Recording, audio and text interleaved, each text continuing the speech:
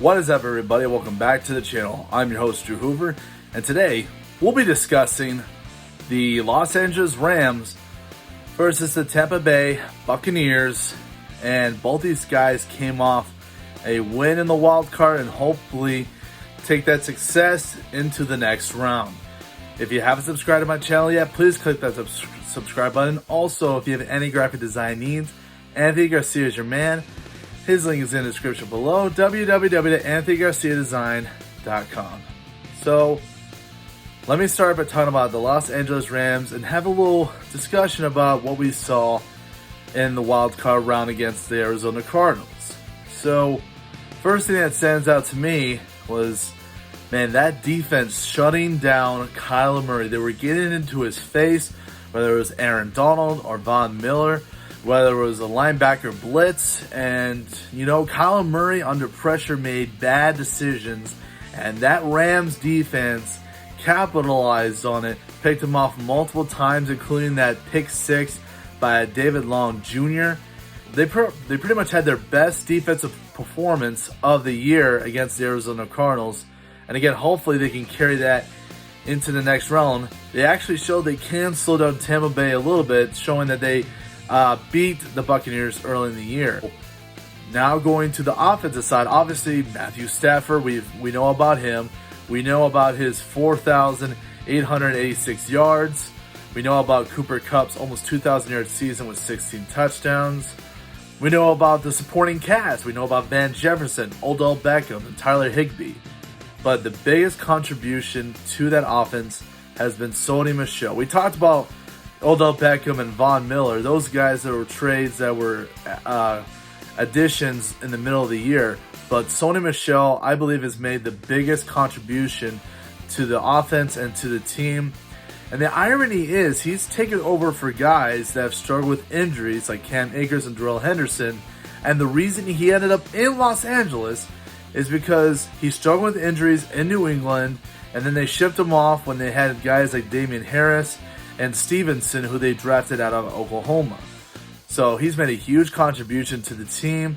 And again, the Rams have beaten the Buccaneers before, so you're wondering what could be different with the Buccaneers. Well, first of all, it's Tom Brady, and you can't always count him out. This year, he's thrown for 5,316 yards and 43 TDs.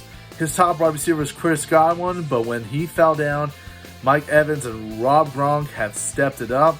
And I'll even mention some of the receivers that has had to step up other than those guys. Talk about Tyler Johnson, Surreal Grayson, Brashad Perriman. All these guys had to step up because, like I said, the departure of Antonio Brown and the injury to Chris Godwin. I've said this before. That's just an acknowledgement of the impact that Tom Brady has on his receivers. And then when Leonard Fournette went on IR and was done for the year, talk about guys like Keyshawn Vaughn and Giovanni Bernard that have stepped up. Both of them scored rushing touchdowns in last week's win against the Philadelphia Eagles. But to me, it's always the biggest concern for me is the defense. Obviously not the run defense, because they have one of the strongest front sevens in the National Football League. But that secondary has continued to be a problem.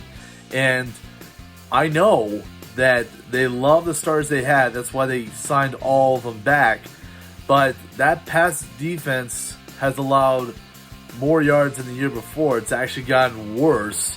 And when you talk about, like I said, you have to face that Rams offense now. Like I said, with all these weapons, I'm wondering if they can defend. Now, like I said, the fortunate thing is that Matthew Stafford has thrown 17 picks this year. They're pretty good at causing turnovers, especially after the loss to the 49ers. I have this feeling that Matthew Stafford, sometime this postseason, is going to find a way to throw the game away, whereas to throw a pick in a crucial situation. I just have that feeling in my gut. It obviously wasn't last week against the Cardinals, but especially against a team like the Buccaneers, the former Super Bowl champions, and Tom Brady. Maybe that's where it comes in. I'm going to actually still stick with the Los Angeles Rams for now. Again, you can't count out Tom Brady. I will also mention that during the 2020 postseason, they had a rematch with the Saints, who swept them in the regular season. They made the adjustments and ended up being Drew Brees and the Saints. So there is a possibility that they learned from their loss to Los Angeles Rams and they make those adjustments, which will make this a lot closer game. But I am still going to stick with the Los Angeles Rams, and 32-27 will be the final score. That means the Rams are going back to the NFC Championship game. They haven't been there since their trip to the Super Bowl to face the Patriots and Tom Brady, of all things.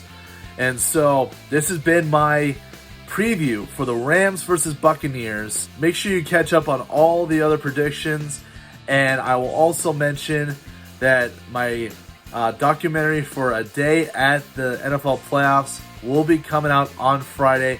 Keep an eye out for that as well. I'm your host, Drew Hoover, and have a good day, everybody.